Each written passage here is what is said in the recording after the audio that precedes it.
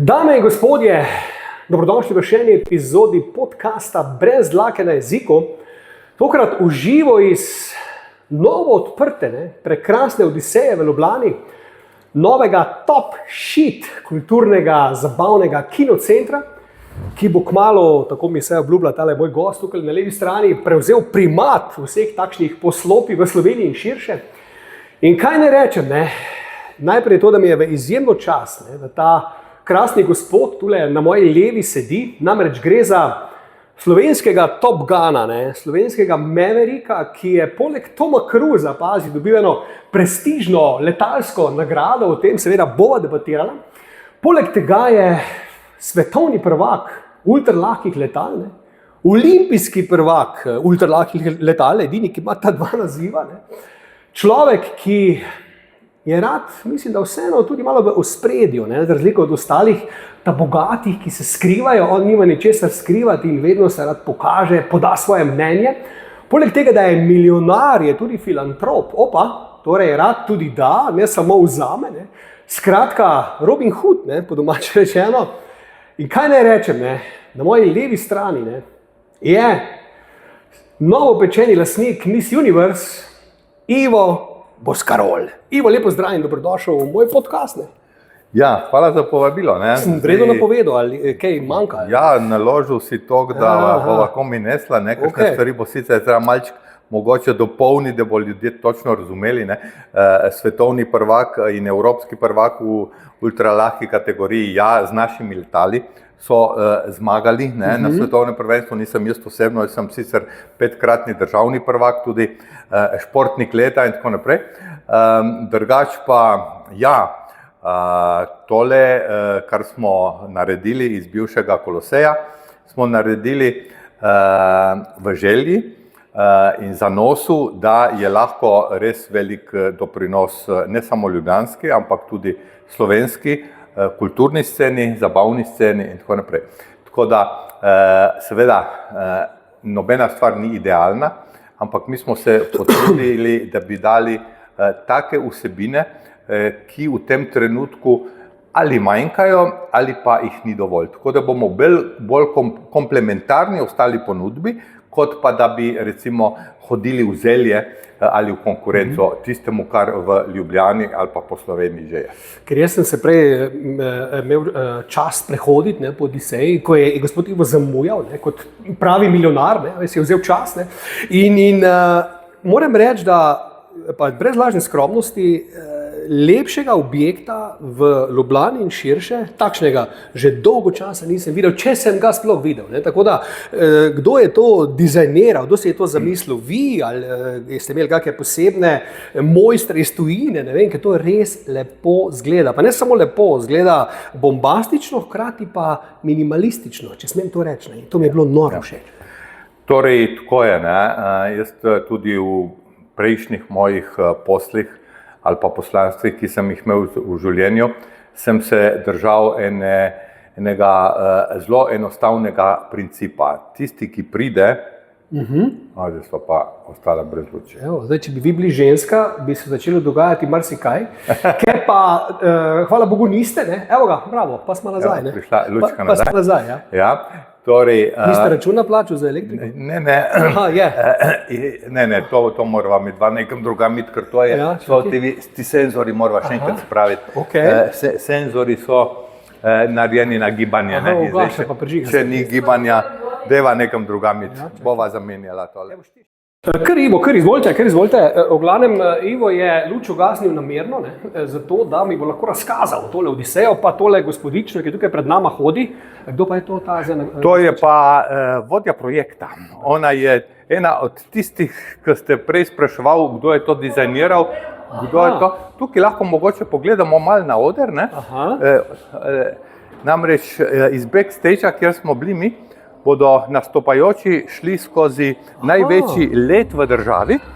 Če pridemo tukaj, to je led, ki ima 130 kvadratnih metrov, 21 metrov dolžine in je prav poseben oder, ki je dvignjen, tako da se vidi nastopajoče iz celega parterja in pa seveda iz VIP-a. in potem se vrata zaprejo in se gre spet gor. Jaz sem navdušen. Jaz sem navdušen. Ima veliko tehničnih rešitev Odiseja, takšnih in drugačnih, ampak tako, kot sem rekel, tisti, ki pride zadnji, mora biti najboljši. To je pa res, ja. In to je bila vedno moja filozofija in tako je tudi pri Odiseji. Okay. Imamo najboljšo tehniko, najboljše sedeže, najboljše vsebine in tudi najboljšo ekipo, ki bo lahko vse to peljala.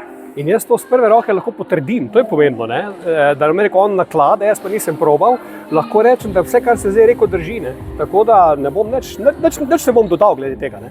Ja, kam je šla zdaj ona, ta luška? Gremo jaz vem tja, ko gre ona. Tako? Jaz vem tja, ko gre ona. Čakaj, zdaj bomo najdli en novi prostorček. Tako? In je prav, da si malo tole razgledamo, dame in gospodje, da boste videli, kaj hudiča ta Odiseja vse je. To ni hec, ne? Od tukaj, namreč to je edini tak prireditveni prostor v Sloveniji, ki ima enako površino parterja in enako površino VIP-a. Zgrajen je okrog odra, tako da je dejansko kontakt z nastopajočimi in pa tudi z gledalci čim boljši. Kot vidite, je oder praktično od povsod le na nekaj metrih, tako da omogoča to intimo komunikacije pri prireditvah. Tu so bile kokice včasih, ne? Kokice so še vedno spodaj. Spodaj so, tako, ja. Na vrh je pa oder. Tako, in tudi tehnike smo dvignili, tako da je več prostora spodaj. Prostor je dejansko zasnovan zelo minimalistično, tudi barvno, ni preveč našarjen, da imamo lahko tudi resne dogodke, zato da mu pa damo dušo, kakršnokoli hočemo, in tudi razigranost, pa imamo skoraj 1000 kvadratnih metrov v Odiseji raznih ledov, s katerimi, kot vidite, potem lahko spreminjamo samo obliko in vsebino in notranjost in tudi zunanjost Odiseje. Neverjetno. Zdaj pa se gremo v tole pisarno, mi dogovarjati o prevzemu Odiseje, ne? Evo. Jaz razmišljam, da bi jo prevzel za pravo ceno, bomo zdaj videli, če se bo to dalo zmeniti, ne? Čakaj, zdaj bom pa jaz tole ugasnil in potem bom znova prižgal, ne? Takole. Takole družba, midva sva se namestila nazaj, ne? In nadaljujemo tam, kjer sva končala, ne? V tej strašni Odiseji, ne? Zdaj sem jo tudi malo uspel sam videti, ampak vprašam to, ne? Kako ste si drznil, Ivo, ob vsej ponudbi, ki je v Ljubljani, ne, na vse zadnje, dobro, kino se je zaprl, ne, ampak vseeno, to bo še marsikaj drugega. Kako se si drznil odpreti leta 2025, ko vemo, da ljudje so postali zapečkari, nič jim več ne paše, ne vejo, kaj bi, ne, da ste si vi zdaj upali odpreti eno tako en velik drzen projekt, ki bo vendarle potreboval, po moje, par let, da bo dobil ta denar nazaj, ne. Imam to srečo, moram reči, da nisem od tega odvisen, nisem vzel kreditov, nisem od bank odvisen, ne bom me preganjal vsak dan ta donos in tako naprej, ampak sem si lahko dovolil, da je ta objekt malo tudi sanjanje tistega, kar mislim, da bi lahko dal družbi širše. Nenazadnje to je 26 milijonsko darilo ljubljanski in slovenski kulturi, zabavi in tako naprej. In zaradi tega tudi nismo varčevali, niti pri opremi, niti pri adaptaciji in tako naprej. In smo rekli, ja, sam kino je preveč rizičen, tudi za dogodke imamo veliko možnosti v Ljubljani, za kongrese in tako naprej, za take vsebine, ampak Ljubljana je prestolnica. Jaz sem bil v več kot 170 državah po svetu, in nikjer se prestolnice ne zmanjšujejo, povsod rastejo. Torej bo povpraševanje rastlo. In če bo raslo, moramo dati take vsebine, za katere mislimo, da so prave. In jaz mislim, da prava vsebina temelji v tem trenutku na družabnosti, na druženju in ne samo na eni goli vsebini. Zato smo zastavili revitalizacijo bivšega Koloseja na zelo širokem spektru dejavnosti in vsebin. Mi pravimo, da je Odiseja vesolje vsebin, ker združuje dejansko vse možne dejavnosti, od 7 ure zjutraj, ko se odpre fenirnica, to je tip frizerstva, ki uredi frizuro gospem, preden gre v službo. 10 minut, cak in tako naprej. Okay. In to velika, recimo, z 12 stoli in tako naprej. McDonald's, pa do, bom rekel, cel dan preko družabnih dogodkov, kulturnih dogodkov, kongresov, popoldan seveda kino, imamo tudi otroško varstvo za starše, ki pridejo recimo gledati ali pa kino ali pa na kakšen dogodek, do seveda zvečer, ko se dogaja največ na filmskem platnu, ali pa kakšni stand-upi, koncerti, recimo tudi Miss Universe sedaj 3. septembra, ampak vse to bo temeljilo na neki družabnosti. Cela klet ima tudi tiste, bom rekel, dopolnilne vsebine, kot je recimo dobra prehrana, izredno dobra pica, McDonald's, darila lahko kupite, imate virtualne te delavnice, zelo dober sladoled in tako naprej. Tako da, če pridete v teh 20.000 kvadratnih metrov Odiseje, boste našli nekaj za vas. In če pridete v Ljubljano dopoldne na neki seminar, popoldne pridete v BTC, ki ima 22 milijonov obiskovalcev letno z ne vem koliko trgovinami, potem greste seveda malo še po trgovinah in potem si privoščite še nekaj za dušo in pridete tukaj na kulturni dogodek ali pa pridete na en dober film in tako naprej. In to mislimo, da je tista dodana vrednost takemu objektu, kot je Odiseja, da ni v koliziji z obstoječo ponudbo, s tem, da seveda smo delali objekt zato, da ima en določen nivo. Tudi pri nas, recimo, ko čakate na kino, ne boste videli niti enega stola, zaradi tega, ker imamo v prvem nadstropju za obiskovalce, ki čakajo na kino, fotelje, nimamo stolov. Torej pridete gor in lepo lahko tudi ob pijači v miru počakate na udobnih foteljih. To, kar je drugače, recimo v času koncertov, lahko VIP prostor ali pa nadstropje. Tako da vse smo naredili na način, da se ljudje dobro počutijo in da se bodo tudi vračali. Ne nazadnje, če je ves dan objekt odprt, potem lahko pridete svojim kompom, pridete na foteljček, lahko delate, če delate recimo kao od doma, si pijačko naročite in tako naprej. Imamo 2 terasi, na kateri se tudi lahko kadi, pokriti. Osrednji del, tako, ko imamo koncerte do 3000 ljudi, ima ti 2 terasi seveda zato, da lahko grejo ljudje na zrak in pa neki pokaditi. Drugače bojo pa te terase namenjene tudi samostojnim dogodkom, ker imajo posebne vhode in tako naprej. Skratka, vse smo delali večnamensko, da bi lahko objekt res živel ves dan, ker to, kar ste vi tudi rekel, seveda na koncu je treba tudi imeti neko, bom rekel, ekonomsko računico in če imate tak objekt in bom rekel, investicijo 26 milijonov skoraj, prazno pol dneva, je verjetno zelo težko pričakovati, da se bo tako hitro povrnila investicija, kot če imate program ves dan. In zato smo se tudi zaradi tega odločili. Zdaj, všeč mi je, ko sem vas takole opazoval, ko ste to razlagal, s kakim žarom to razlagate. Veš, ker eni ljudje, ki imajo denar, nekaj vložijo, pa niso tako zraven vpleteni s tako strastjo, kot ste vi. In mislim, da je to eno vaše vodilo skozi življenje, da se nikoli ne bi lotil nekaj, kar vas ne drajva, kar vas ono. Ker ko razlagate to, prav razlagate ono, in to je lepo bilo poslušati. To je tisto, kar da človeku energijo. Ljudje nam dajo energijo različne stvari. Meni da energijo, ko vidim zadovoljne ljudi, ko vidim zadovoljen kolektiv in ko tudi pustim sled za seboj. In seveda tak objekt ti da veliko energije, če si v njega udeležen. Jaz sem bil udeležen od tega, da sem s sodelavko Mašo to tudi konceptualno zasnoval.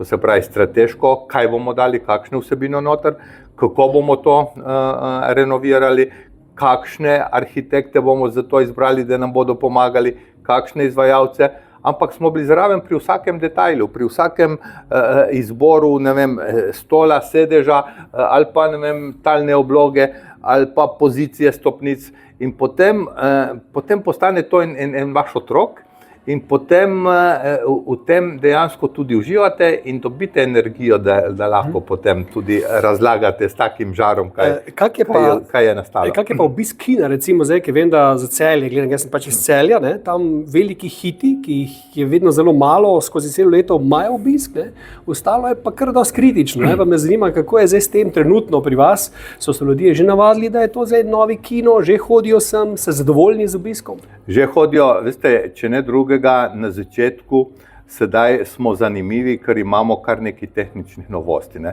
Mi imamo prvi kino, ki ima hollywoodsko certificirane LED displeje, torej nimamo več projektorjev, ki bi vam svetli oči, če imate recimo neko prireditev oziroma da bi bil center slike bolj osvetljen, kot je pri strani, ker pri projektorju to je, ne, ampak je približno kot ena ogromna televizija z izjemno ločljivostjo, ne? In takega, bom rekel, občutka nimate od Dunaja do Züricha, ker smo edini tukaj. In največji LED displej 17-metrski je sedaj v Evropi je tukaj. Ne? Mi imamo kar nekaj dvoran opremljenih s takimi LED displeji. Že to je motiv, da ljudje pridejo. Ne? Drugi motiv je sigurno opremljenost dvoran z novimi sedeži, ki imajo vsi nastavljive naslone, glede na vaše počutje. Torej, čisto vsi sedeži? Vseh 3000, razen tisti, ki so prav, bom rekel, VIP, kjer si pa to nastavite, pa imajo priključek USB, pa zapolnjenje telefona in tako naprej. Ne. Tako da so sedeži res izjemno udobni. Seveda tudi sam sound, ne, to se pravi glasba. Tako da imamo nekaj takih stvari, ki jih tisti, ki radi hodijo v kino, seveda pridijo, če ne drugega, sprobati, pogledati in tako naprej. Imamo res, kar se tiče opreme, najsodobnejšo tehnologijo, tako da tudi ne boste videli nobenega biljeterja, ne boste videli nobenega na vratih, ker se oburi, vrata odprejo, prižgejo se luči, gre napovednik in tako naprej. Skratka, vse je avtomatizirano, ampak seveda imamo pa tudi zelo dober izbor filmov, namreč eden od partnerjev v Odiseji ima dolgoletne izkušnje in tudi zastopa veliko filmskih proizvajalcev, tako da imamo vedno in bomo imeli tudi vedno prvi oziroma vse premiere, ki pridejo, jih bomo v Odiseji imeli, tako da bomo imeli dejansko izbor filmov po željah obiskovalcev. Pa če smem se tu uskočiti, no, pričakujemo mogoče lahko kakšne tuje zvezdnike, da bojo prišli na premiero. Recimo zdaj Christopher Nolan ravno snema film z naslovom Odiseja, ne, z Mattom Damonom. To bi bilo idealno, da on uleti noč celo ekipo in ima tu svetovno premiero pri vas. Tule lepo se usedeta, malo spijeta, ali pa tam, ko lučke ugasnejo, recimo, tam bi bilo fajn. Skratka, je plan, da pridejo kakšni znani? Vse to so možni scenariji, ker imamo dejansko direktne povezave do Hollywooda. In omogočili bomo pa to butičnost, ki bo tudi za take premiere zanimiva. Ne? Recimo, če hočete v tem trenutku z vašo drago gledati en film po izboru, ne, si morate doma zavrteti Netflix ali karkoli in pripraviti penino in tako naprej. Če se vam to ne ljubi, pridete v Odisejo, mi imamo dvorano s 57 sedeži, kjer lahko izberete film po želji bilo katerega in si lahko ogledate film ali sam, ali sama, ali pa če je redna predstava, seveda tudi drugimi, drugače pa ne vem, za zaključene družbe, obletnice, mature in tako naprej, ob večeri, ob penini in tako naprej. Smo šli tudi na ta, bom rekel, segment, ki ga v tem trenutku dejansko ni, da delamo personalizirane kinopredstave ali pa tudi drugačne prireditve. Tako da, ja, se splača priti pogledati, da se vidi, kaj se vse v Odiseji lahko dogaja. No, in če skočiva zdaj na še eno aktualno stvar, preden bomo šla malo nazaj skozi vaše življenje in kariero, ta Miss Universe, ne? To mi je tudi zanimivo. Namreč zdaj ga ni bilo, mislim, da od leta 2017, če se ne motim, ga sploh ni bilo. Ne? V Sloveniji. V Sloveniji, ne? Zdaj Miss Slovenija nasplošno je tudi zelo boga prireditev zadnja leta, ne? Po mojem skoraj noben ne zna našteti v zadnjih 10 letih niti ene Miss Slovenije, kaj še nekaj drugega, ker je to, odkar je Zdravko Gržina to spustil, je to šlo k vragu, po domače rečeno. In vi ste se zdaj nenadoma tu odločili za Miss Universe, torej veliki comeback, ne? Zakaj? Ne? Zdaj je to po vzoru Donalda Trumpa, ko je to nekoč imel, ali je to v vas ta želja tlela, da morate to prevzeti, ker fajn je, da se to zopet začne, pa da to en nivo dobi, ker to manjka. Ne samo, da ti to imaš, to zna vsak, da imate nivo. In jaz verjamem, da boste vi to speljali, ker ste dosti nor za tega, ne? To vem. Ne? Ja, lejte, tako je. Ne? Odiseja je na svojem področju dejansko butični projekt, objekt. Tako, ni velika, ampak je butična. Tako kot Slovenija, ne? Ni velika, ampak ni majhna, je butična. In to smo hoteli mi tukaj narediti. In zaradi tega smo kupili tudi nekaj licenc, nekaj še bomo. Ena recimo je licenca Baltazarja.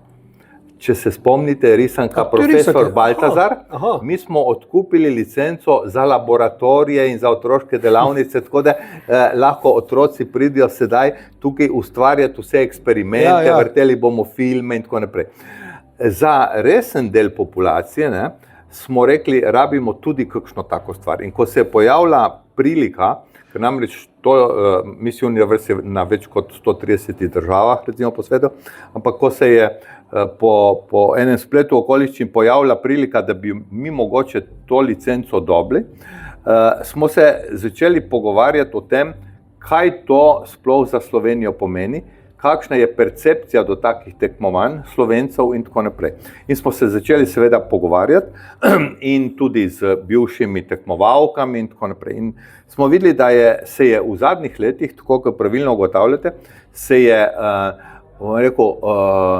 nekako odnos do teh tekmovanj in tekmovalk se je zreduciral na to, da je to neko lepotno tekmovanje, za katerega se že 2 meseca prej ve, katera bo zmagala. Žirantje so tile neki amateri. Ne samo amateri, ampak recimo sponzori in tako naprej. Ne? In več, ki je bil sponzor, več besede je imel. Dogovorilo se je o džakuzih, gori, doli, levo, desno in smo rekli, v to ne gremo. Miss Universe je najbolj kredibilno tekmovanje in najbolj prestižno tekmovanje na svetu, ker ni samo tekmovanje lepote, ampak izbor ženske, ki predstavlja ženstvenost in žensko v taki, bom rekel, koži in podobi, kot je. Zato tudi nima omejitev. Recimo druga tekmovanja imajo omejitev najvišjo starost, imajo marsikakšno omejitev. Miss Universe ima praktično samo 2 omejitvi.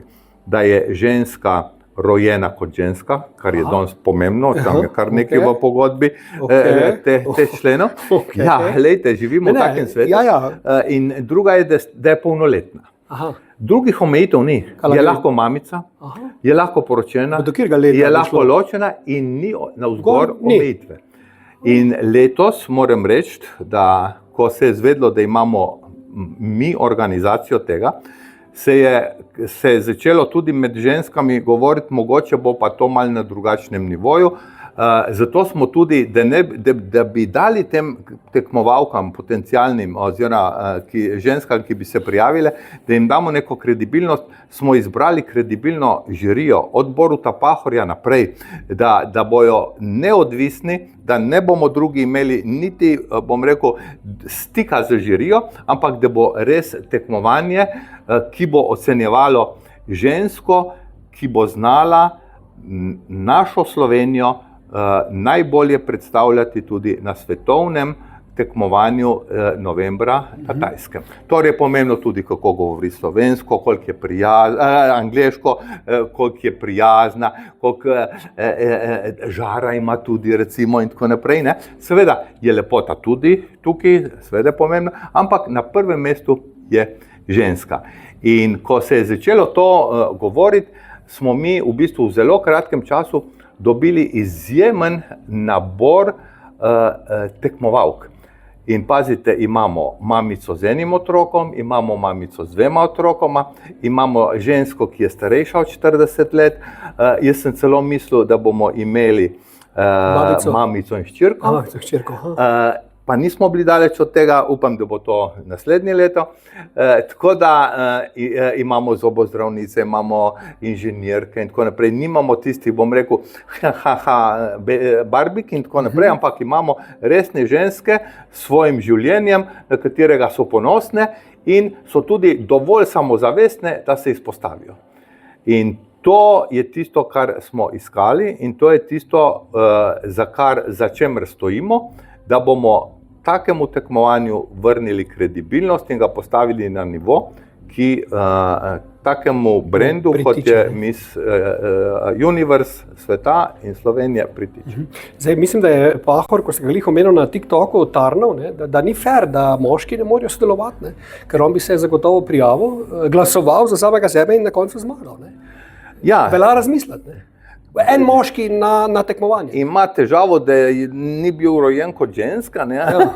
Ne, ampak tu ste striktni, da tu ne bo popuščanja. Tu ne bo popuščanja, ampak smo imeli pa eno tudi out of the box idejo in tudi ni rečeno, da jo ne bomo izpeljali, ker smo imeli letos premalo časa.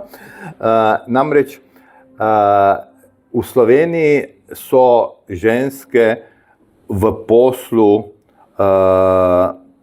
vsak dan, ni tako kot v kakšnih državah, ki so, bom rekel, kjer so doma kot gospodinje in tako naprej.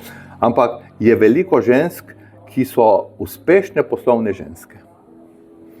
In smo rekli, zakaj ne bi enega izhoda, recimo, kot je kopalka pa večerni oblek in tako naprej, naredili v poslovnih oblekah.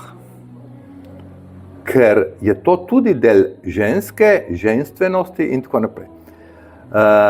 Letos smo imeli izjemno malo časa, ker smo licenco pač pozno dobili in bi moralo biti tekmovanje zaključeno do konca avgusta, potem smo prosili za en majhen odlog principala oziroma nosilca licence in nam je to dovolil. Drugo leto si bomo pa vzeli dovolj časa in bomo naredili res tako tekmovanje oziroma tak koncept tekmovanja, da bo še bolj vsem ali pa čim več ženskam pisan na kožo, da bojo videle motivacijo se prijaviti. In še kar smo letos se odločili je to, da ne bo to prireditev, tekmovanje in tisti, ki kupijo karto, grejo pol domov, ampak smo rekli ne. Po samem tekmovanju bodo vsi tisti, ki so dobili karto, šli naprej skozi večer, skozi družabni dogodek z vsemi tekmovalkami, žiranti, nastopajočimi, ob dobri kulinariki, ob penini in ob zabavi, da se bodo lahko tudi v živo pogovorili, srečali in tako naprej. Lejte, sej Pahor je, bom rekel, zelo ljudski človek, ampak so ljudje, ki ga nikoli niso recimo lahko v živo videli. Ne? In zdaj, če lahko pride recimo na en tak dogodek in da bo po tem dogodku družabni dogodek, na katerem bomo vsi se videli, pogovarjali in tako naprej, je tudi možnost recimo za kakšno besedo ali pa recimo Stanjo Ribičem ali za selfie, in tako naprej. Tako da smo naredili malo drugačen cel dogodek. No, jaz mislim, da bo fejs. Vsi tisti, ki še niste kupili karte ali pa jo boste in boste prišli, boste videli, da se bomo imeli fajn. Zdaj to razmišljam, te, bom rekel, moderni trendi, ki mene sicer strašno motijo, da je vse se zdaj gleda skozi skozi da je vse nek seksizem, da so ženske na takih tekmovanjih zreducirane samo na, ne vem, na kos mesa in tako naprej. Tu so začeli pretiravati, ne, da je vse sporno, že pri Formuli 1, vem, da so ta dekleta, da so že skušali cenzurirati, da je vse narobe, da to ni vredno, da se tu ženske oglašajo, pritožujejo. Kako vi gledate na to in kaj bi odgovorili takim kritikom, ko vam to bi vrgli pod nos, pa kaj zdaj ta bo skarol, bo zdaj tu ženske, pa se bojo tu v kopalkah šle, pa to ni lepo, pa to je spet neka stara filozofija. Kaj se dogaja s svetom, da en del, pa kar velik del ljudi na to gleda, če dalje bolj čudno, da to se ne bi niti več smelo v modernem času? Lejte, zaradi tega praktično mi bomo imeli samo en izhod bomo imeli v kopalkah. Drugače bomo imeli te ženske tudi zelo elegantno oblečene v večernih oblekah in tudi v športnih oblekah. Te ženske se bodo z žirijo pogovarjale tudi že prej. Te ženske bodo povedali o sebi, o svojem življenju, govorile bodo in tudi s tem, bom rekel, svojim nastopom prepričevale žirijo. Ne bodo to kosi mesa in tisti, ki je najlepši, tistega odrežemo. Tudi to je tisto, kar bi mi radi spremenili. Seveda je pa to, kar pravite, po svoje prav. Ljudje moramo imeti tudi svojo zasebnost. In če ženska noče kakšne stvari razkriti, ali pa če ji kakšna stvar ne ustreza, mora imeti svojo svobodo, da to tudi doseže. Če se rada razkrije in če je to všeč, dan danes v času selfijev in vseh družabnih omrežij in tako naprej, se itak vsakdo ali pa se vsi več ali manj razkrivajo tako ali drugače, ampak tam, kjer je pa postavljena meja človeka, do kje pa on hoče iti, to mora biti pa spoštovano. In tudi pri ženskah. Ker jaz gledam to, recimo, zdaj sem bral nekje, da če malo zaidem, topless na morju, zgoraj brez, je zdaj zločin, je kazen, vse posod. 30 let nazaj, 40 let nazaj je to bilo normalno, zdaj pa to je nedostojno. Z tega vidika gledam, kak je vaš pogled na to, ker mene to skrbi, mene osebno to mi ni všeč. Torej, tako vam bom rekel, dan danes je vsakdo fotoreporter. Ko sem bil jaz 30 let nazaj ali pa še več, ko sem živel od fotografije, se je vedelo, kdo je fotograf in se je vedelo, kdo slika.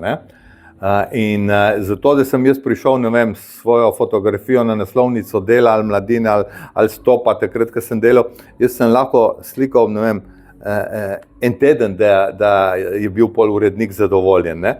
Danes, če vi naredite ta pravo sliko v ta pravem trenutku, ne vem, ko je bomba pošla ali pa ko se je ena gospodična, ki je poznana, recimo, ne vem, premalo obrnila stran in si zamenjala kopalke, to konča na naslovnici ali kje drugje.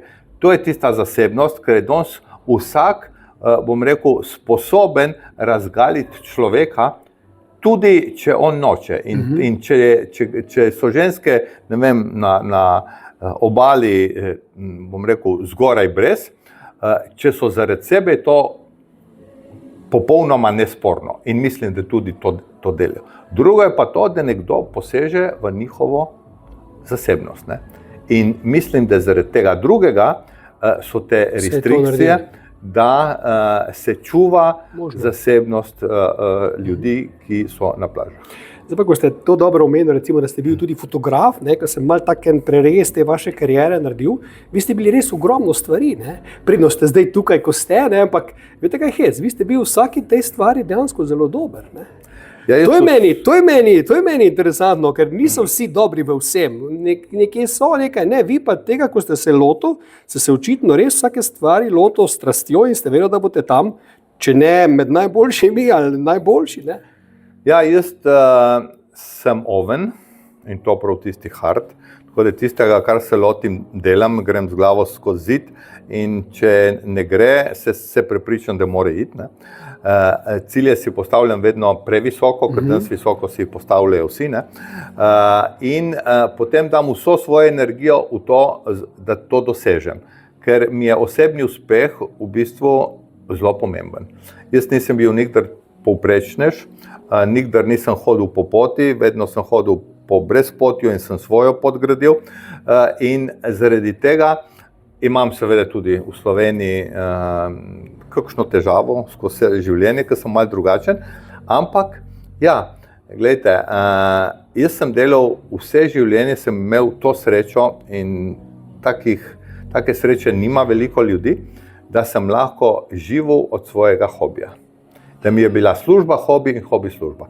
In fotografija, in tudi, ko smo pri Ponke delali plakate za koncerte, ko sem bil menedžer skupinam, ne nazadnje, ko sem delal letala, ali pa tudi zdaj koncertni, bom rekel, objekt tukaj ali pa filmski, v tem uživam. In če človek uživa v tem, pol enostavno ima bistveno več možnosti, da mu bo to dobro uspelo. Ker je energija pozitivna, tudi okrog sebe zbereš ljudi, ki so pozitivni. Ker veste, dan danes, zlasti mlade, vi ne morete kupiti več s plačo. Z dobro plačo jih ne morete kupiti, ker je še vedno kupiti v navednicah. Ker je še vedno nekdo, ki lahko ponudi več. Vi danes mladega lahko kupite z motivacijo, lahko ga kupite s tem, da s ponosom pove, kaj dela, kje je v službi, s tem, da ima dovolj časa tudi zase, da ve, kakšen je njegov urnik, ampak da mu pustite tudi čas za svoj life, da ni cel dan v službi, da ve, da bo toliko zaslužil, da bo lahko imel dovolj za svojo družino, tista 2 dopusta ali karkoli in tako naprej, da ve, da ima eno določeno socialno varnost, pogleda, kako je, kakšno je podjetje in tako naprej. Veste, k nam hodijo na Pipistrel zaposleni, mladi inženirji in tako naprej, praktično vsega sveta, ne? In pol lahko vprašaš, kako si prišel, pa ti ne vem, s Čila ali pa z Norveške ali pa ne vem od kje, ne? Ja, je rekel, sem pogledal malo track record, ker on si je tako vse na spletu, ne? Je rekel, vi ste po mojem videnju eno redkih podjetij, ki v 30 letih nikdar ni imelo izgube. A veste, in je velika šansa, da tudi v bodoče ne bo. Veste, jaz sem študiral v Ameriki, jaz imam 30-40 tisoč dolarjev kredita, ker tam šolanje ni zastonj, in jaz moram imeti tudi službo v podjetju, ki je finančno stabilno, ne. Danes je vse to za mlade pomembno. Pomemben jim je izziv, pomembno jim je to, da lahko počnejo to, kar mogoče drugi ne morejo, ne? In pa, da delajo v kolektivu, kjer je dober vibe, ne? Kjer je dobra kemija. Ker, veste, življenje mladi danes ne mečejo skozi okno, ne? Rajše kot so v skupini ali pa da delijo nekaj, kar jim ni všeč, rajše gredo. Včasih, ne, si moral imeti službo, ko si končal študij ali pa si se zaposlil do konca življenja. Danes ni več tako, ne. Danes si vsako delovno mesto na dosegu leve tipke na miški, ne. To ni problem, ne. In eno je mladega ali pa zaposlenega pridobiti, drugo je pa ga obdržati. In to je bistveno težje. Zdaj pa predno greva na Pipistrel še, ne, ta menedžerstvo skupin, tam je zanimiva, ne. Se spomnite, kjer skupine ste imel čez? Kako misle? Mislim, ste skrbel za njih, ja. Ja, v tistem času je bilo tako, ne, recimo, bil sem kar nekaj dolga leta, recimo, ne vem, 4-5 let sem bil menedžer Tomaža Domicelja, Lačni Franc, Moni Kovačič je bila takrat, Branka Kraner, od jugoslovanskih, tudi za težko industrijo sem delal in tako naprej. Kar nekaj takih takrat imen. In takrat je bil tudi vedno problem, ker enostavno v Sloveniji, v jugi, ni bilo izdelovalca plakatov velikih formatov, ne. In če sem jaz hotel narediti dober koncert, ni bilo tiskarja ali pa so bili roki predolgi. Zato sem tudi šel v tiskarstvo, da sem lahko tudi koncerte organiziral, da sem imel tudi lastne plakate, ne. Tako da to je ta povezava pol tudi tiskarstvo. Drugače pa ja, s Tomažem Domiceljem sva hodila veliko po Evropi, on je takrat pisal za revije, jaz sem fotografiral in smo spoznali veliko skupin na koncertih in potem sem se dogovarjal za koncerte v jugi, ne, v Jugoslaviji. Tako da sem polno takih, bom rekel, znanih skupin pripeljal, ne, pa spoznal tudi. Pa ko ste omenili Moni Kovačič pa Branko Kraner, dve izjemno lepi dami, ne? Ste se kaj zaljubil v njih, Alone, v vas? Ste bil profesionalc, rekel, prosti, tole ne bo šlo. Jaz s tistim, ko sodelujem, s tistim se ne zapletam. Ali je šlo kaj malo... Ne? Torej tako, jaz sem dolga leta tudi živel od fotografije in imam tudi zelo zanimivo kolekcijo aktov ženskih. Imate sabo to, nekaj po pogledu? Nimam, tako, ampak mi lahko verjamete. Tako da je kar nekaj znanih Slovenk iz tistega časa ali pa tudi še kasneje. Imam zelo dobre fotografije, ampak če hočete ostati na nivoju ali pa če hočete biti na nivoju, mora to ostati na profesionalnem nivoju. Zato, in to verjetno tudi morda drži, da je veliko zlasti modnih fotografov gejev. Da jih ne zanese. Da jih ne zanese. In to znanih svetovnih fotografov, to je splošno znano, ker potem dejansko gledajo skozi objektiv model in gledajo dober kader, ne gledajo samo ženske. Razumem. Zdaj pa ta vaš slavni Pipistrel, če čisto na začetek grem, tam je luštna zgodba, ime, da je to neki netopir, ki seveda leta po noči in da ste vi takrat zganjal že na pol kriminalne dejanja, ko ste na skrivaj letal, pa sploh ne bi smel, ker to je bila čas Jugoslavije še, če se ne motim, in so bila ta ultra lahka letala, neki testi so bili, kot sem zvedel, prepovedani, vi ste pa to še šel, Kak je ta zgodba, pa kak ste sploh prišel na to, da ste zdaj na letala prišel, pa da ste izzival malo sodo, s tem netopirjem, če rečem tako. Ja, tako, živim v Ajdovščini in čez našo hišo so vedno pristajala letala, ker smo pač v osi letališča. In kot sem bil majhen, sem se tudi letal zelo bal, ker so bila hrupna in so nizko letela. In je, bom rekel, bil kar velik slučaj, da sem jaz najprej se z letalskimi modeli srečal, in sem bil potem na letališču kot modelar, še kot otrok. In letala sem gledal tako kot nekaj čudnega, in nepotrebnega. Dokler ni en dan prišel upravnik do mene in je rekel, pejt greva leteti. Sem rekel, ne, to pa preč ropota. Ne, pravi, greva v jadralno letalo, nas bojo potegnili gor in pol bova mi dva jadrale. In potem seveda sem se jaz usedel, mi žal, in pol ti tako poletiš in pol neha malo tisto tako drgetanje od vrvi, ki si privezen, in ko začutiš samo piš zraka, in ko odpreš oči in ko vidiš, kakšen je tak krasen pogled na zemljo, kjer je še celo smetišče krasno, vse je zraka lepo, me je to čisto prevzelo. In potem sem začel seveda leteti z jadralnim letalom, ampak potem sem nastopil študij in tako naprej. In takrat so se začeli pojavljati jadralni zmaji. In mi na Ajdovščini imamo en hrib in tam pri eni vasi Kovk je krasno vzletišče in so praktično z cele Slovenije so začeli hoditi ljudje z jadralnimi zmaji in so tam skakali dol. Ampak to je bilo tako, da te moral nekdo peljati gor in pol, ko je on poletel, si ti z avtom pač se moral peljati v dolino, on je pa užival. No, in pol, ko smo začeli to leteti, smo rekli, zakaj ne bi tam to malo izboljšali in smo pač s prijatelji tukaj v Sloveniji, pa tudi v tujini že, začeli predelovati trabantove motorje, to so od tega majhnega vzhodno-nemškega avta, ki so bili aluminijasti, lahki. Smo namontirali propeler in dali tako podvozje pod zmaja in smo lahko poletali z letališča. Ampak to je bilo lažje narediti, kot pa potem dejansko to uporabljati, ker seveda to so bila letalne naprave, ki niso bile registrirane. Leteli smo brez pilotskih dovoljenj, seveda, ker jih tudi ni bilo za to. Letalne naprave so bile narejene brez kakršnekoli homologacije in tako naprej. In mi smo bili praktično nelegalni.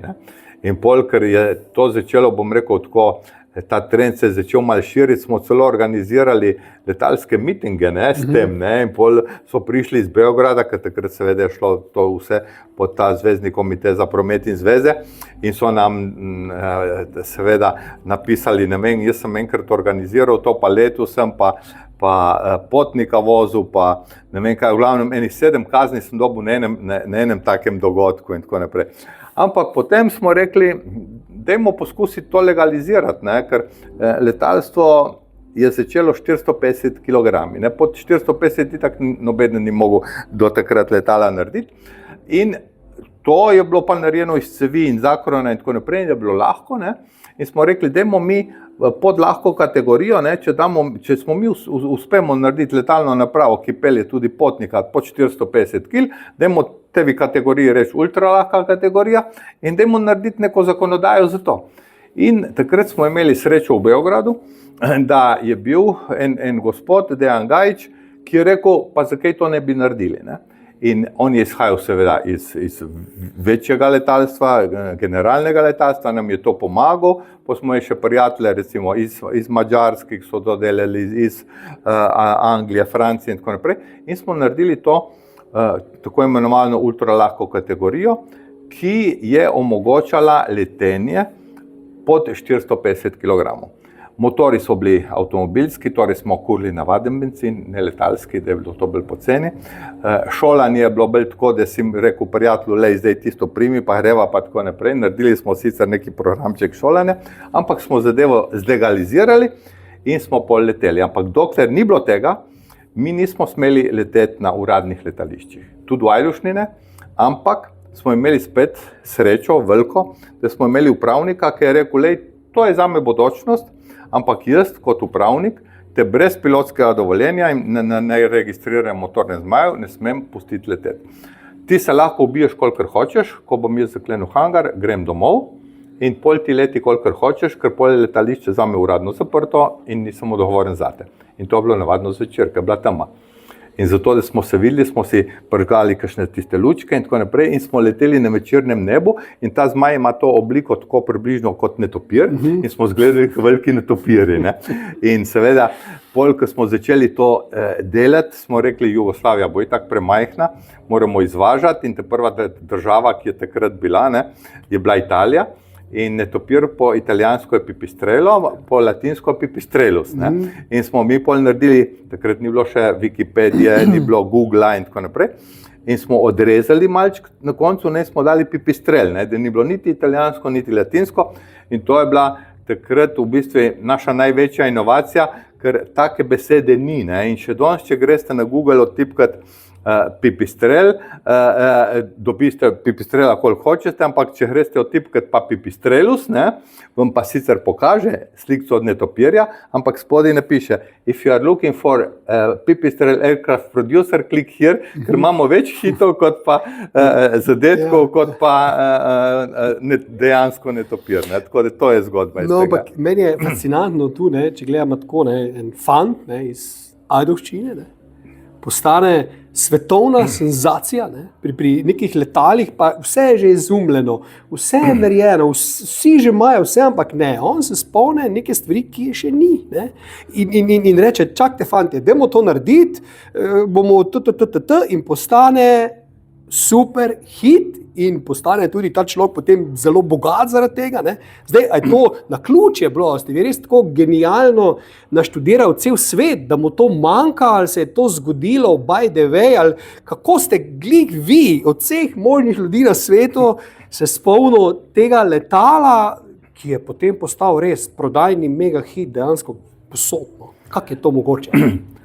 Lejte, jaz dokler nisem prodal podjetja večinskega deleža, imel vedno doma več položnic, kakor pa denarja na računu.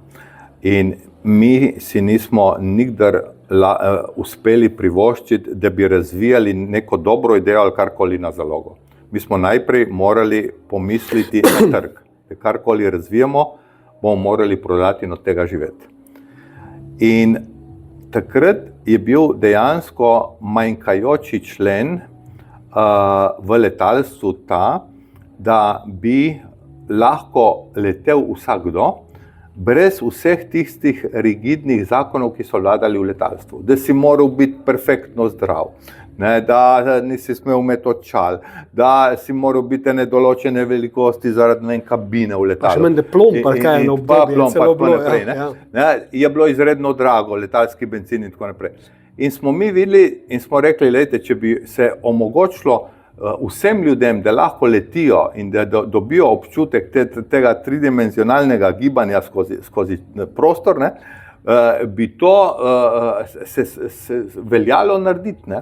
In to je bila tista osnovna motivacija. Kasneje, ne, za električno letalo je bilo pa to, da dejansko letala onesnažujejo najbolj občutljivi del našega ekosistema in to je ozračje. Ne. Ker mi brez hrane živimo mesec, brez vode tedne, brez zraka sam par minut. Ne. Letala, bencinski motor je hrupen v zraku, električen ni. Ne. Polhno prednosti ima električni pogon, zaradi tega smo šli tudi v električni pogon. Tudi tistega ni bilo. Ne. Mi smo vedno razvijali to, kar ni bilo in zaradi tega smo imeli vedno srečo, da nismo rabili iskati denarja pri bankah ali pa investitorjev. Mi smo vedno organsko rasli s svojim denarjem. Zakaj? Ker smo prišli na sejem, letalski ali karkoli, smo predstavili naš produkt, ki je bil toliko drugačen od drugih ali pa toliko pred časom, da so ljudje bili pripravljeni in so rekli, le, mi ti damo 15, 20, 30%, ja, ok, letalo bo komi čez 3 leta, ampak ga hočem imeti. In mi smo ves denar vedno razvijali, ves razvoj vedno razvijali z denarjem kupcev. Ko smo mi prišli s prvim Sinusom, to je prvo ultralahko letalo, ki je imelo zaprto kabino, je bilo narejeno iz kompozitov in tako naprej. Ko smo šli, ne niti s prototipom, s trupom in s polovico krila, smo šli na največji letalski sejem v Friedrichshafen v Nemčijo in napisali spodaj karakteristike, kako bo to letalo letelo.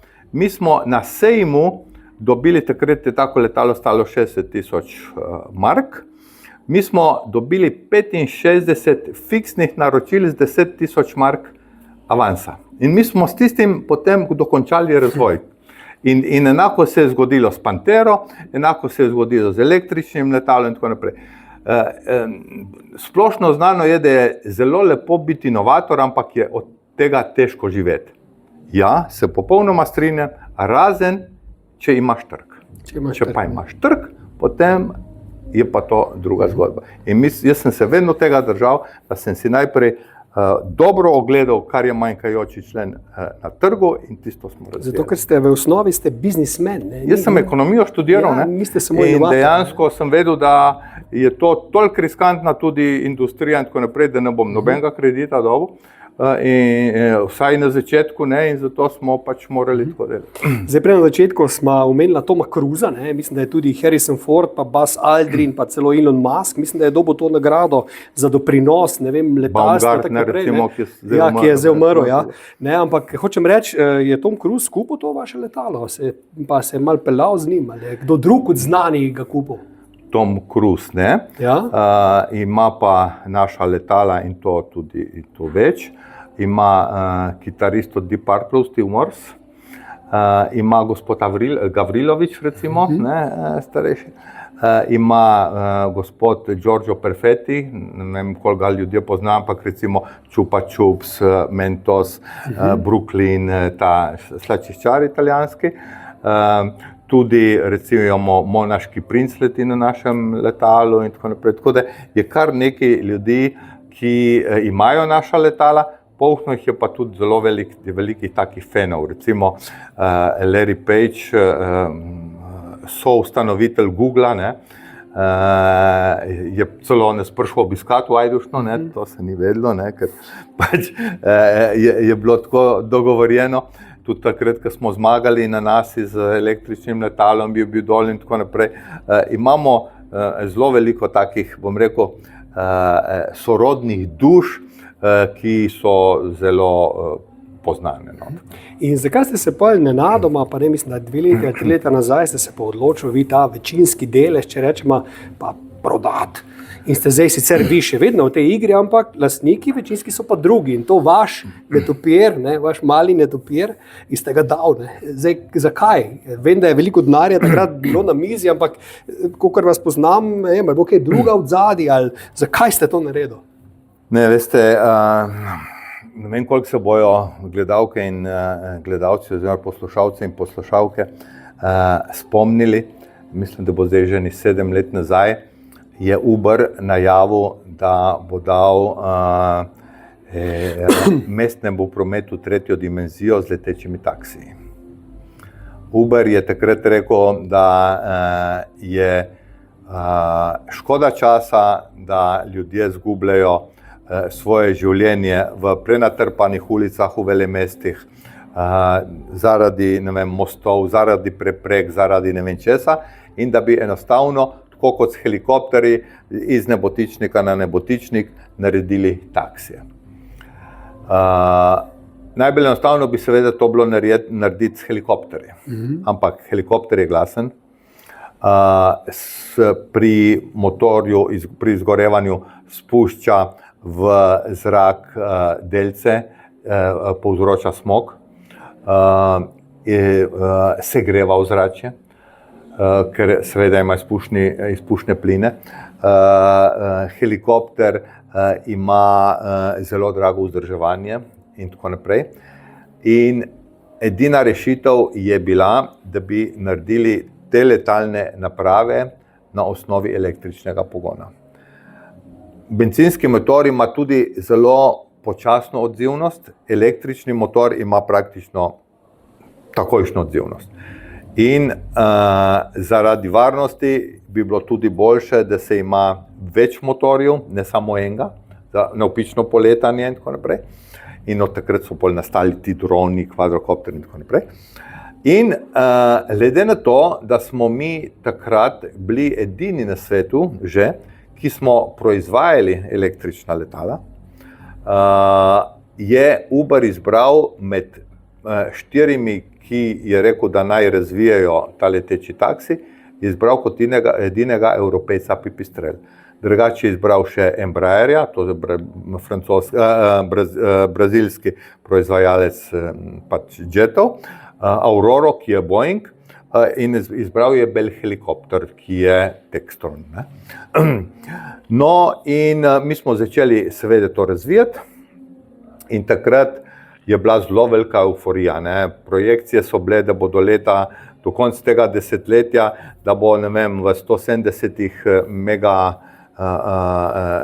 teh prestolnicah, da bo že po par tisoč teh letečih taksijev v zraku in tako naprej. Avtomobilisti so vlagali 100 milijonov v razvoj, vse živo. Takrat je Siemens rekel, itak zato, da letite vi nad naseljenim področjem in da vozite potnike, rabite imeti vse, kar je na letalu certificirano po letalskih standardih. In je Siemens rekel, mi bomo razvili elektromotor, ki bo certificiran, da ga bodo lahko vsi proizvajalci uporabljali. To bomo naredili v 2 letih. Airbus je rekel, za šolanje rabimo tudi električno letalo, na osnovi tega motorja bomo mi v 3 letih razvili šolsko letalo in tako naprej. In potem seveda mi smo šli svojo pot, vsak je šel svojo pot, v trenutku pol leta je bilo nekih 200 projektov, PowerPointov na svetu, vsak je razmišljal o tem, kako bo delal te vitole oziroma te leteče taksije. Mi smo edini vedeli, kaj to pomeni certificirati baterijo, mi smo edini vedeli, kaj pomeni, kako baterija zgori v zraku lahko. Mi smo dejansko izkušen drugi nobeden ni imel, ker so šli iz nule. Mi smo pa takrat že 20 let v bistvu razvijali in leteli. Mi smo že takrat, ko je to Uber nas izbral, mi smo že zmagali na nasinem tekmovanju in smo na električnem letalu pripeljali 4 potnike 620 km dalje s povprečno hitrostjo 222 km na uro. Se je vedlo za nas, mi smo takrat 1,5 milijona nagrade dobili. Tako, zdaj je v bistvu 2011, zdaj smo 2025, praktično bo 15 let in celotna avtomobilska svetovna električna industrija še ni naredila takega avta, ne, da bi 4 potnike prepeljali s tako hitrostjo 600 km daleč. Je bil zelo velik in odmeven takrat ta naš uspeh. No, ampak potem sta minili 2 leti in Siemens je oznanil, da se motorja, ki bi bil enako varen kot bencinski, oziroma z notranjim izgorevanjem in jet motor, to se pravi reaktivni, to, kar imajo obstoječa letala, da se ga da narediti tako varnega, in so zaprli razvojni inštitut in so rekli, mi ne bomo tega narediti. Ker se to ni zgodilo, je Airbus ustavil projekt letala za šolanje. In potem je vsa ta velika euforija počasi ugasnila in čez par let, praktično 2-3 leta potem, skoraj nobeden več ni govoril o električnem letalstvu. Do 6. junija 2020, ko je Evropska letalska agencija po celem svetu stiskala tiskovno konferenco, povabila novinarje in celemu svetu oznanila, da je Pipistrelu uspelo ne samo certificirati motor, so certificirali tudi letalo, baterije, pogon, management baterij in tako naprej, in da je podelila certifikat slovenskemu Pipistrelu. In takrat seveda se je spet ves svet zdramil. Vsi tisti, ki so prej investirali stotine milijonov, so zdaj obljubljali, da bo investirali pa milijarde, ker se je dokazalo, da je brezemisijsko letalstvo realnost. In mi nismo imeli dovolj denarja niti zaščititi patente, ker so drugi toliko denarja vrgli na mizo, da smo rekli, da nas bojo uničili in čez pol leta Pipistrela ne bo več. In glede na to, da smo mi že razvijali baterijo za enega od drugih 4 kao naših konkurentov, ampak smo sodelovali za Bell helikopter, to je tudi naša policija ima te helikoptere, ne ameriške, katerih lastnik je Textron, smo se začeli pogovarjati in so rekli oni, pa dajmo nekako se zmeniti ali karkoli, mi imamo tudi, oni so lastniki Cessne in tako naprej, mi imamo letalsko industrijo, ki je najstarejša, 90 let in tako naprej, nimamo pa znanja z električnih pogonov. In potem je beseda dala besedo in tako naprej.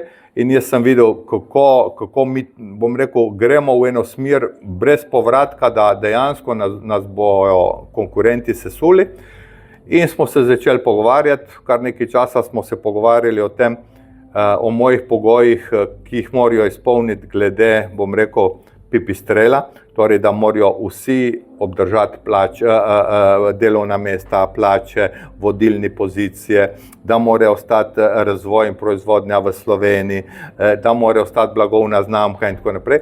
In ko smo se to dogovorili, potem smo se sicer pogovarjali in pogajali tudi za ceno, ampak bistveno manj časa.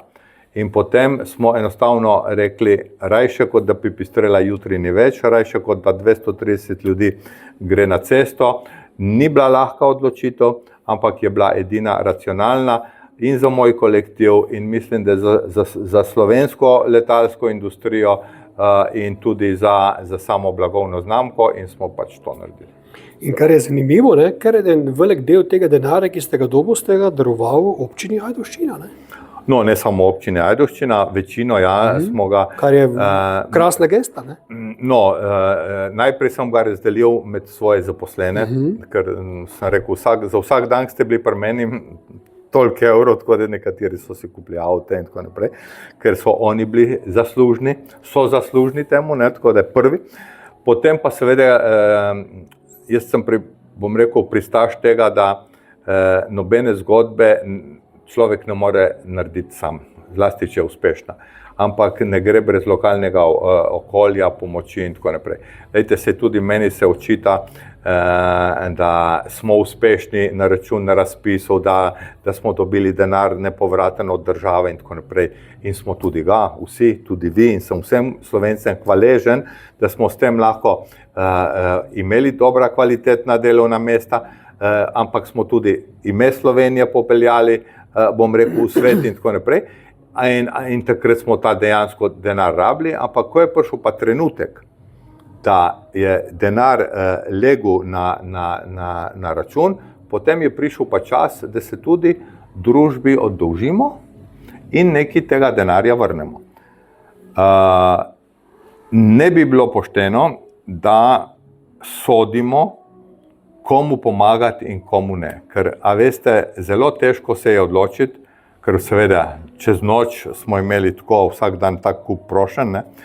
In je zelo težko soditi, ali je pošteno ali pa ima prioriteto, da pomagaš nekomu, ne vem, ki ima raka, pred nekom, ki rabi, ne vem, invalidski voziček, ali pa nekomu, ki je zgorela hiša, ali poplave so mu odnesli in tako naprej. Mi bi rabili tim 100 ljudi, ki bi te prošnje gledal in se odločil, in verjetno bi naredili več krivic, kot pa dobrega. In zato sva se s hčerko odločila, da bova donirala samo v projekte širšega družbenega pomena, največ v javno zdravstvo, v tistem delu, ki nam je bil tudi najbližji, ampak sva tudi druge, recimo gasilcem in tako naprej. In to še vedno tudi delava in misliva, da je prav, da od najinega denarja ima korist čim več ljudi, ne pa posamezniki. Tako da nobene posamezne prošnje ne obravnavamo, ampak gremo v projekte širšega pomena in to mislim, da je ta pravi. In če gremo zdaj še v veliki finale, ne, vaše kariere, ta meso, ne, kaj pri milem Bogu, ne? Zdaj, če prav razumem, kaj boste umetno meso delal, meso brez živali ali brez hleva, ali neko nadnaravno meso se obeta, ki bo boljše, bolj zdravo v smislu za živali, tudi manj trpljenja in tako naprej. Ampak kje ste zdaj pri milem Bogu prišel pa zdaj na to idejo, za katero verjamem, podpišem zdajle, v roku 5 let, bo to svetovni mega hit in Ivo Boscarol bo rekel, evo, kaj sem vam rekel, ne? Kak je s tem? No, prvo morava nekaj razčistiti. Ja. Ne gre za nobeno umetno meso.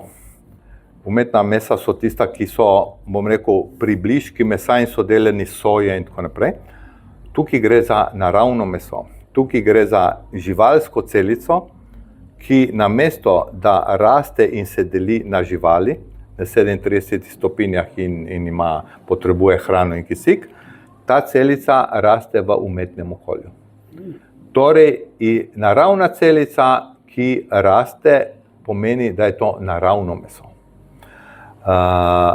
Zakaj sem se pa za to odločil? Zaradi tega, ker sem rekel, sem prepotoval malce v svet, počez in podolgo, in sem videl, da to, kar je standard v Sloveniji, je lahko zelo drugače kje drugje. A veste, v Sloveniji pogledate skozi okno in vidite deželo, ki je 70% pokrita zelenjem. Redke so take države. In če imate vi toliko zelenja, potem tudi če pridejo toče, ki so vsak dan močnejše zaradi klimatskih sprememb, tudi če so daljše suše in tako naprej, malček zaškripa, pa s kakšno subvencijo kmetje lahko še preživijo, da proizvajajo krmo za živali. So pa države, pejte, že ni treba daleč, že greste na Portugalskem, v Španiji se Sahara širi nekaj kilometrov vsako leto v notranjost Evrope, pejte na Bližnji vzhod, boste videli, da je vse rjavo, pa niti ni treba iti v puščave, pejte vi v Daljni vzhod, da boste videli razne Indonezije in tako naprej, države, ki umrejo oziroma nimajo možnosti pridelave krme za živali in pridelave mesa, če ne bi imeli Avstralije, Južne Amerike in tako naprej, ne bi sploh prišli več do mesa, ker enostavno nimajo več kje proizvajati hrano. In tam boste vi dejansko ta svoj patent serviral, če rečem tako. Mislim, to ni patent, to je proces, recimo, ne? Ampak dejstvo je, da, glejte, človeštvo se izredno hitro širi. In prehraniti človeštvo bo vsako leto težje. Eno bo problem vode, drugo bo problem hrane. In recimo Kitajec je 3-krat na dan, praktično skoraj isti obrok. Zjutraj, ob 6, opoldne in zvečer. In Šanghaj ima 33 milijonov ljudi. To je 100 milijonov obrokov na dan, prav? To je za 50 Slovenij, prav? Okay? Govorimo o dimenzijah enega mesta. Ne? In proizvesti dovolj mesa bo vsak dan težje. In seveda najbogatejši, ki bojo imeli denar, bojo lahko kupili meso vzgojeno na živali. Bo drago, ampak nekje se bo še vedno proizvajalo. Ampak mogoče bo stal kilo mesa 200, 300 ali pa 2000 evrov. Za vse druge bo treba poskrbeti za to, da bodo preživeli. In ko sem jaz začel se seznanjati s tehnologijami, najprej seveda v medicini, da so vzgajali kožo in tako naprej. In ko sem videl, da je dejansko ta tehnologija v laboratorijih po svetu, ki to razvijajo, že prišla do te stopnje, da se da celico dejansko usmerjati, v kaj raste, ne? Ali raste v kost, ali raste v mišično tkivo, ali raste v kri, ali karkoli, da se potem da seveda in zdaj pri 3D printu, da se da tudi seveda celice printati in različne in potem jih, bom rekel, vzgajati, da rastejo tudi v nehomogeno maso, ne, ampak že v obliko, bom rekel, živčevja, ožilja in tako naprej v mesu, ne, in da je to meso proizvedeno na način, da mu ne dajete antibiotikov, tako kot se daje recimo živali, piščancem in tako naprej v intenzivni reji, in ker morajo dan in noč jesti, so pod, ne vem, stalno pod neko lučjo, rabijo potem seveda postajajo napadalni, rabijo potem tudi pomirjevala, zato da hitreje rastijo, rabijo hormone in tako naprej. Vsega tega pri, bom rekel, rasti celice v laboratoriju ni. Vi dobite popolnoma, bom rekel, čisto meso. Seveda so izzivi, tako kot so povsod. Če bi vzeli tak telefon, kot ga imamo danes, pred 30 leti bi rekli, nikoli ne bom mogel imeti telefona, fotoaparata, interneta in tako naprej. Tudi tukaj so zdaj seveda še izzivi, ker je energija, ker celica raste na 37 stopinjah, je energijo treba nekje črpati oziroma jo proizvajati. Tudi je treba seveda hrano dati, ne, zdaj so to lahko še vedno, bom rekel, hrane, ti serumi, ki so dragi, ne. Po drugi strani morate vi živi živali eno celico izvorno vzeti, ne. Zdaj, svoje cajte, par let nazaj, se je to jemalo teličkom, recimo, ne. Zdaj so že druge variante, da žival sploh ne ve, da se ji vzame to celico, ampak pol te celice vi razvijete, kolikor hočete, ne. Tista prva celica potrebna. In potem je seveda stvar tehnologije, kako proizvedete to hrano za celico, kako proizvedete energijo. Mi zdaj ne delamo toliko na tem, ali bo to meso dejansko tako izgledalo kot meso, ampak kako bo sam proces čim cenejši, čim bolj ekološki, da bomo eventualno hrano proizvajali iz zavržene hrane, ki jo je ogromne. In če ta hrana vre, proizvaja določeno toploto, ne, da delamo na tem, da bi ta cikl tako zaokrožili in pa, da ti bioreaktori ne bi bili cela znanost, ampak da bi tehnologijo tako zmanjšali, poenostavili, da bi bila, bom rekel, uporabna malo na gumb on, off in tako naprej, in da bi lahko recimo velikosti pralnega stroja bila doma in da imate doma proizvodnjo svojega mesa.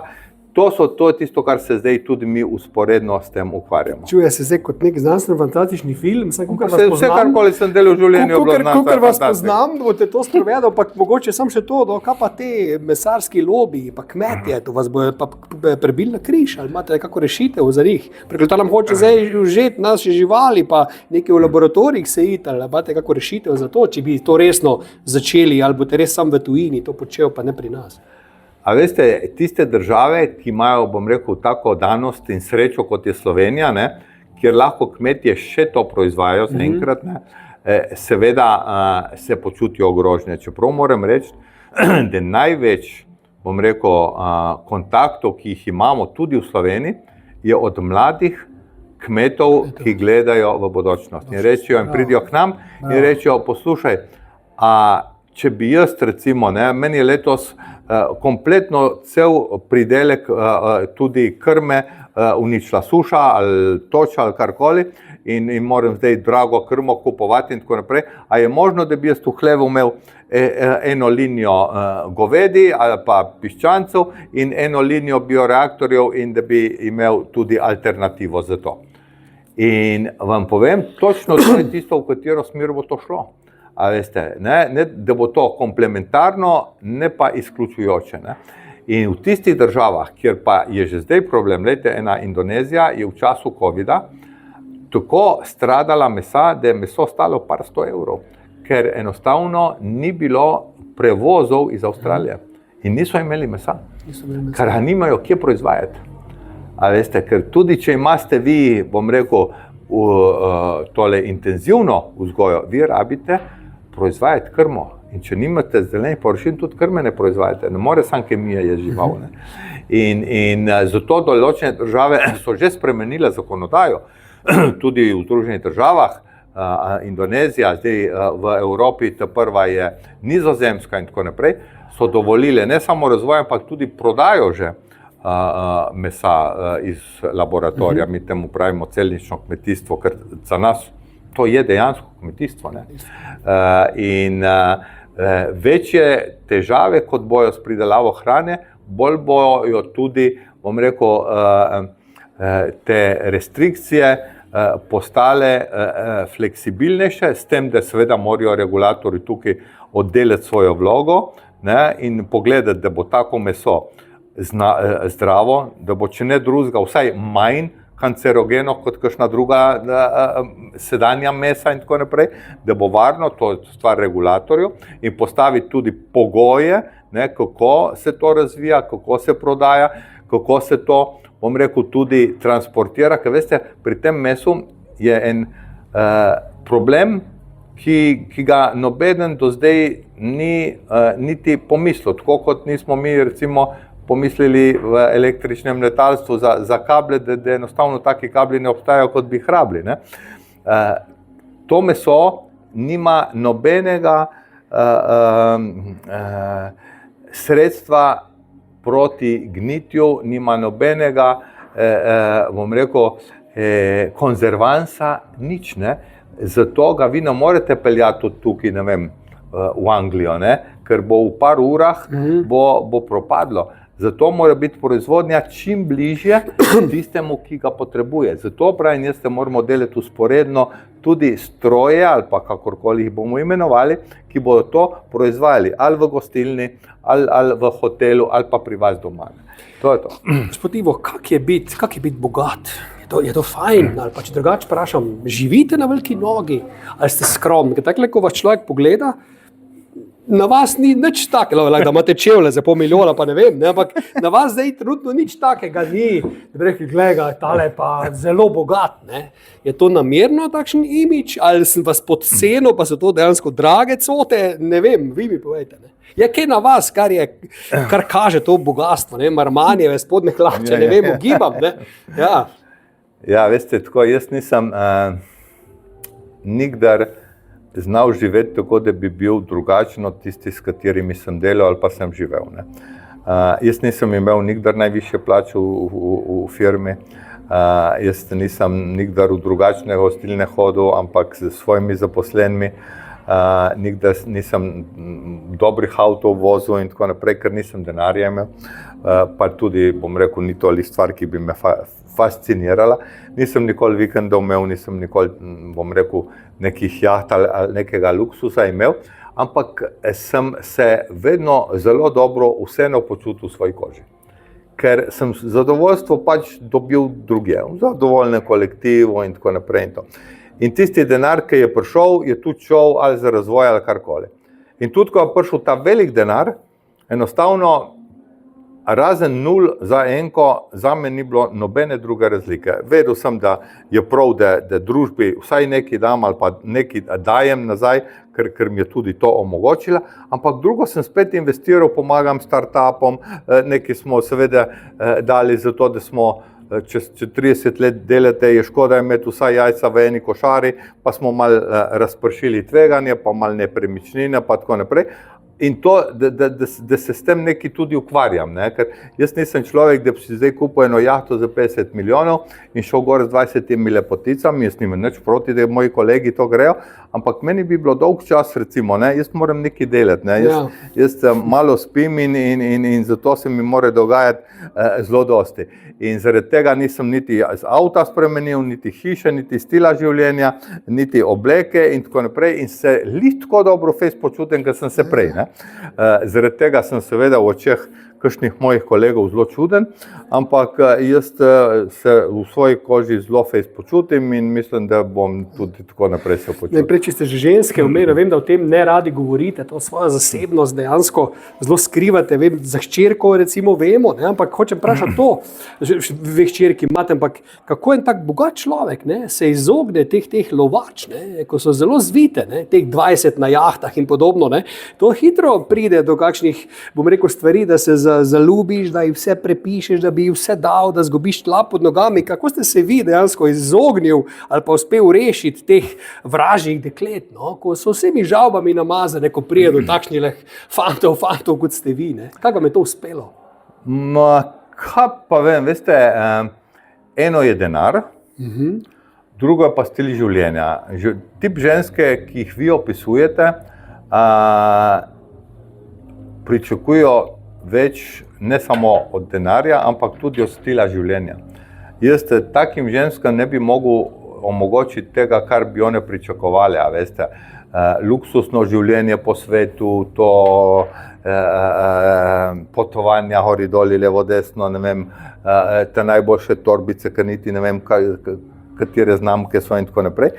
In moram reči, da ni kakšnih takih, tako kot jih pravite vi, nekih blaznih navalov ali kaj takega, ker vejo, da nisem tak tip ali pa da tudi tak tip ženske ni tisti, bom rekel, ki bi mene pritegnil. A ste zaljubljeni, kaj zdaj ste zaljubljeni? Jaz sem skozi zaljubljen. Skozi, bravo. Respekt, bravo. Pa če vas tole še vprašam, mogoče proti koncu sva, ne, to vsakega gosta vprašam, kdaj ste, gospod Ivo, nazadnje jokal in zakaj? A veste, da redko jokam in da me redko kakšna stvar prizadene. Stvar, ki me je v življenju dejansko šokirala in zelo prizadela, je bila ob tej moji največji donaciji v zgodovini države, ko sem dal 25 milijonov za javno zdravstvo, ker so me moji kolegi, ki imajo nekateri tudi več denarja kot jaz, ali pa so firme prodali za večji denar kot jaz, so me razumeli kot črno ovco, kot nekoga, ki je izgubil razsodnost, ker meče denar v luknjo brez dna, čeprav jaz v javno zdravstvo verjamem, in mi nekateri sploh ne dvignejo več telefona. Dejansko me je to spravilo do solz. Toliko nisem razumel te reakcije, da če me je kakšna zadeva prizadela, je to, da me ljudje gledajo zdaj dejansko kot bolnega človeka, ker sem to naredil. Ki je nekaj dal, ki je nekaj naredil. Ki je izgubil razsodnost. Dobro, da ste prekinili stike s temi bogatimi vašimi. Nisem prekinil, ampak pač ne dvignejo več telefona. No, se pravi. Ja, to še hočem reči, no, prej, ko ste malo tudi sam rekel, da se zamerite marsikomu, ker imate včasih zelo dolgi jezik, kar je meni zelo všeč. Ne pazite, kaj rečete, kaj pa da bi se v politiko vi sami podali. Je to za vas ali je to misija nemogoče? Na stara leta, po 80. recimo, imate kakšne plane tihe? Torej, lejte, jaz nikdar nisem bil član nobene stranke, čeprav me povezujejo z vsako stranko, ki sem karkoli imel z njo. Jaz vam rekel, sem zelo verjel, da lahko naredimo iz Slovenije prvo Švico, ne drugo. In vsaka opcija, vsaka politična stranka ali karkoli, ki je hotela moje mnenje, si ne drznem govoriti o nasvetih, ampak je hotela moje mnenje ali pa pomoč, sem pomagal. In praktično ga ni premijeja, mislim, ali pa predsednika države v novi državi, da nisem bil nekako tako ali drugače vpet ali v kakšno telo svetovalno, ali kot direkten svetovalec, ali pa tudi kot človek, ki ga je lahko poklical. Večino ali pa vseh imam telefone in še danes stike. Veliko ministrov me je dalo v svoja telesa, tako da jaz s politiko tako ali drugače sem bil nekako povezan. Ampak, veste, Slovenci smo taki, da človeka moramo popredalčkati. In ko je meni pokojna Teja Petrin postavila leta 2003 temeljni kamen za prvo tovarno letalo v Ajdovščini, je bila SDS-ova, LDS-ova, takrat je bil LDS, so vsi rekli, da sem LDS-ov, ker mi je prišla to postaviti. Potem me je en večer poklical Janez Janša in je rekel, poslušajte, gospod Boscarol, jaz bom naredil strateški svet za gospodarski razvoj in bi rad imel noter par strokovnjakov, financarjev in tako naprej, in tudi nekoga iz gospodarstva, ki dela svojim denarjem, ki je uspešen po svetu, ki ima visokotehnološki izdelki in tako naprej, a bi vi prišel zraven. Sem rekel, če ni to pogoj, da sem v stranki, jaz vam pomagam oziroma sem pripravljen izkušnje dati magar ob 2 ponoči, ni problema. In me je dal strateški svet in od takrat me imajo ljudje za SDS-ovega, pa nikoli nisem bil, recimo. No, pol je prišel en famozen večer, enkrat po letenju v Ajdovščini, ko sva letela z Lojzetom Peterletom in pijeva pijačo v bifeju na letališču in pravi, Ivo, kako bo zdaj to, zdaj bo spet predsedniške volitve, pa to, pa kaj bomo naredili s to Slovenijo, tako kot on reče. Pa sem rekel, Lojze, bil si predsednik vlade, bil si zunanji minister, bil si europoslanec, bil si praktično vse, razen predsednik države še nisi bil, Zakaj ti ne kandidiraš? Je rekel, če boš ti predsednik štaba, sem rekel, zakaj pa ne? In sem takrat njemu dolgo vodil pač tole kampanjo predsedniško, pol sem sicer šel v stran, ampak od takrat sem pol bil od Nove Slovenije, recimo.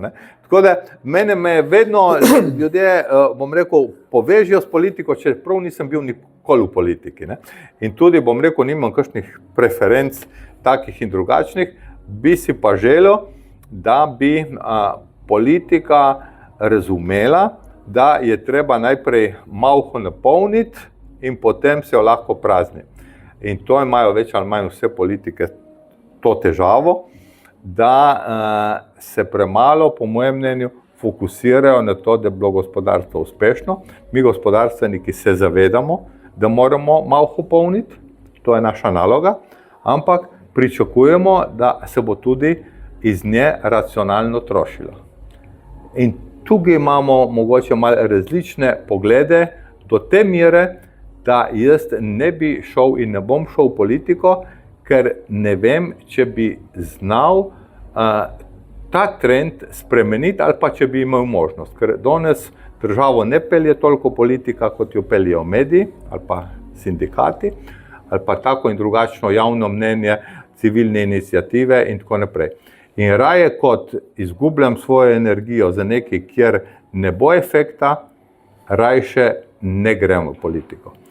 In tudi se zavedam, da biti dober gospodarstvenik je daleč od tega, ne da ni nujno, da si lahko dober politik.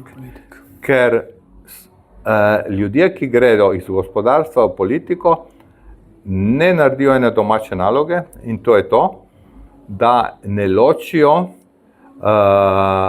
kaj je to, če si med vodenjem, torej ti si lahko kot gospodarstvenik zelo dober vodja, za politiko vodja biti ni dovolj. Moraš biti vladar. Med vodenjem in vladanjem je izredno velika razlika. Če hočeš vladati, moraš sprejemati kompromise in moraš poslušati vse, ne moreš biti absolutist. In tam je potem tisto, kjer dobri gospodarstveniki odpovedo, ker ne znajo vladati, so pa dobri voditelji. Pa ta vaša znana stvar, da spite malo, kaj pomeni malo? Koliko ur na dan spite? 3 ure, 4 ure? Toliko trebim. Koliko je to? Ja, tisti, ki delijo z mano, imajo na začetku malo težave, ki dobijo maile do 2 po noči, po 4 naprej, ampak kakšenkrat se ta termin malo premakne, malo nazaj, malo naprej. Lih danes sem imel komentar, kako si mi 10 čez 3 poslal po noči mail. Jaz, če čutim, da rabim spanje, spim, ko še dan spim, seveda tudi več, ampak da bi rekel, da res spim, je med 2 in 4 uro. 2 uri? 2, ja. Od 2 zjutraj do 4 zjutraj? Kakšenkrat kakšno urco več, ampak nisem nikdar dosti spanja rabil, zato svoj cajt je bil Jožef Školč, prvi podočnjak iz Slovenije, zdaj sem jaz. Sem jaz gledam, da nič ne spite, zelo dobro zgledate, to moram reči. No, tako da, pa tudi, kar se hrane tiče, veste, jaz jem, če se le da, ko sem lačen. Civilizacija, človeška civilizacija ima večino težav z zdravjem zaradi tega, ker se je razvila iz sesalcev, ki so jedli, ko so bili lačni ali pa ko so si ulovili. Mi jemo pa na uro. Tudi če smo lačni ali tudi če telo potrebuje hrano ali pa če jo ne potrebuje. In zato navadno preveč pojemo in je naše telo delano, skelet in vse, za manjše obremenitve, kot jih imamo. In smo vsi več ali manj malo prekoteženi. Zdaj pa, če ob samem koncu zamenjamo vloge, če želite to izkoristiti, imate to šanso, nujno ni, lahko pa 3 vprašanja, lahko vi vprašate mene, karkoli želite. Karkoli želite, če imate zdaj vaš trenutek, da slišim. Kaj ima Ivo Boscarol mene za vprašanje? No, prvo bi rekel tako, jaz sem bil na drugi strani mikrofona že zelo zgodaj, Že na gimnaziji sem tako vodil kakšne prireditve, potem sem v Ljubljani bil na Radiu Študent, pa tako naprej. Skozi sem bil neki pri medijih in tudi zdaj me ljudje sprašujejo, zakaj nima svojega medija, zakaj ne narediš neke televizije in tako naprej.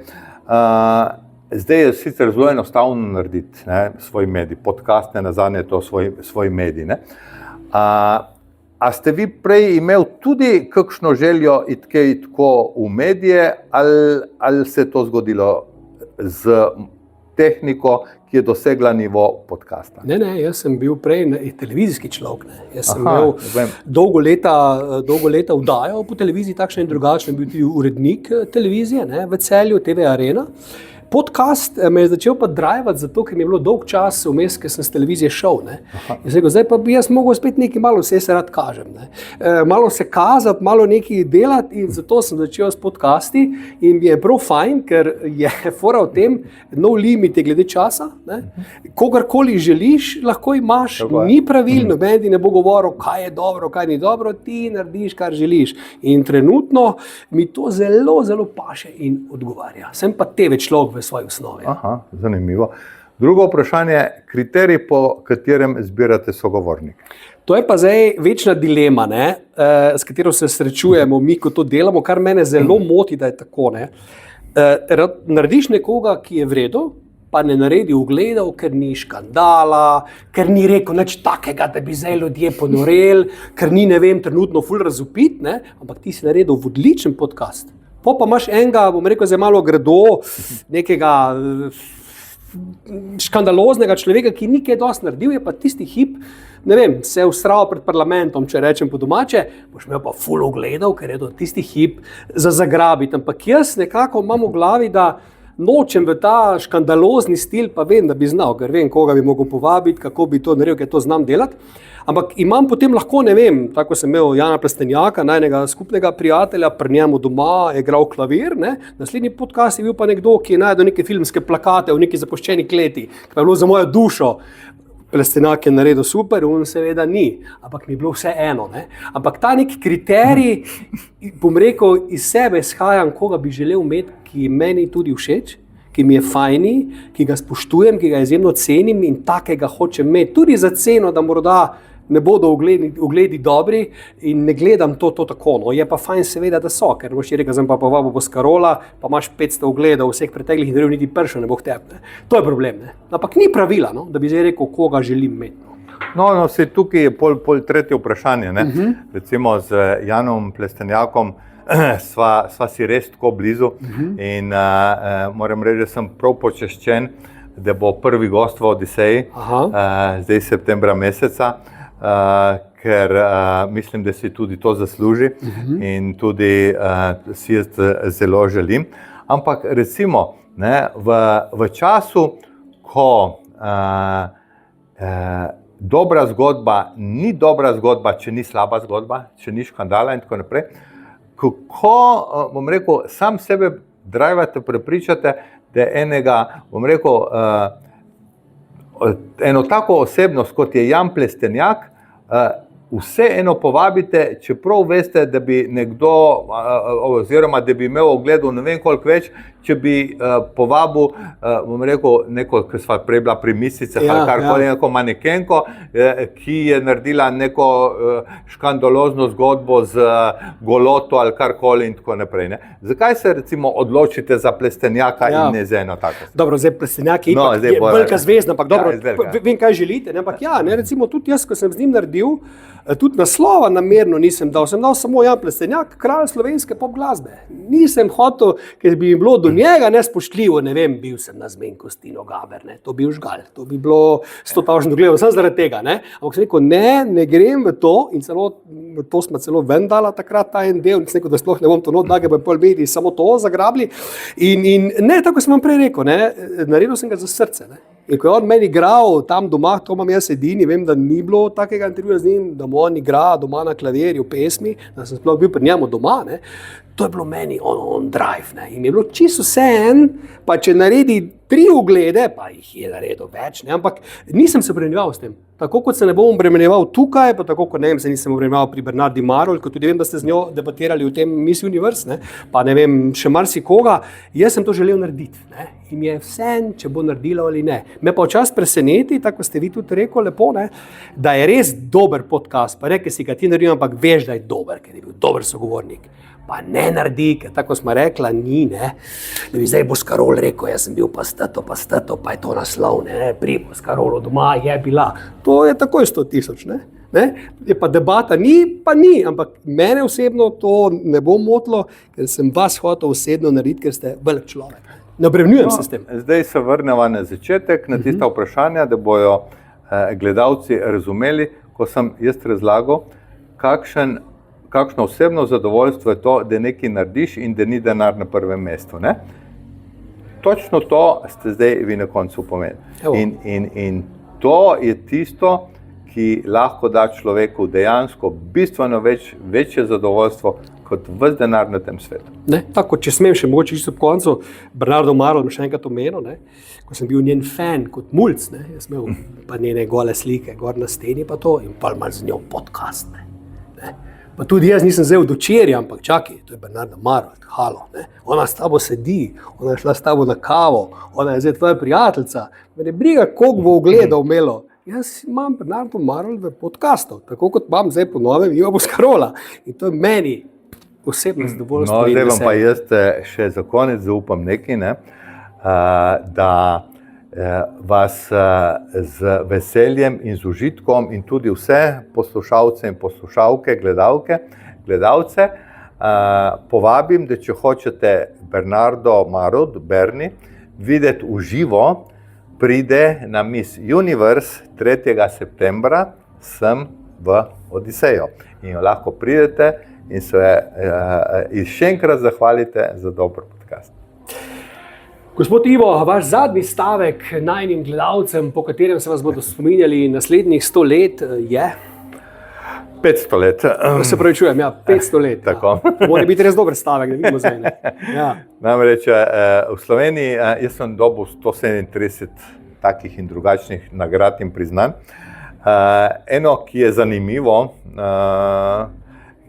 zanimiva, je od mariborskega časopisa Večer, kjer izbirajo Bob leta, to je tista najbolj butasta, čudna izjava, ki jo nekdo v letu izjavi. Ne?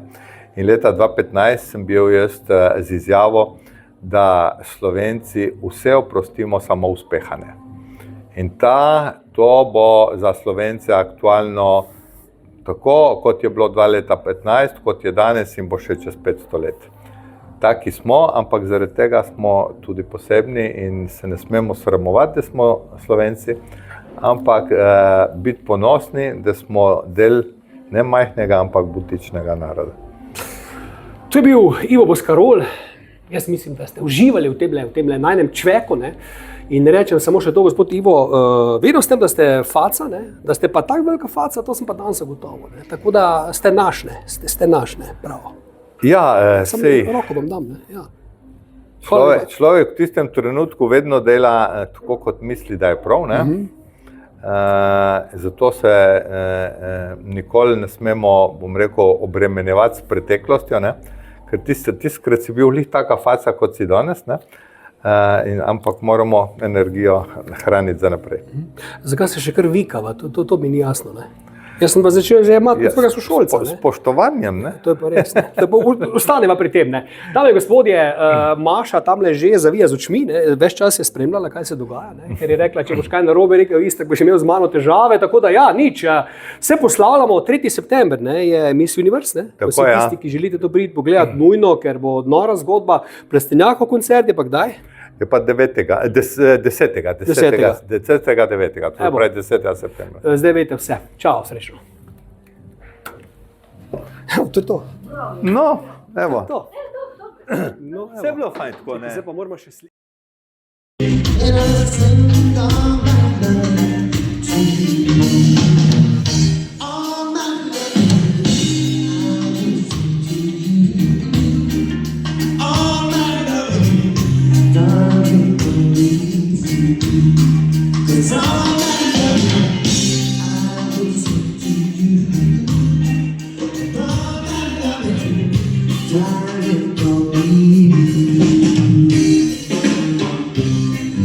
To je noro, testni koncert v Odiseji, dame in gospodje, da preverijo vse, kar treba pred velikimi dogodki, ki prihajajo. Noro, le to.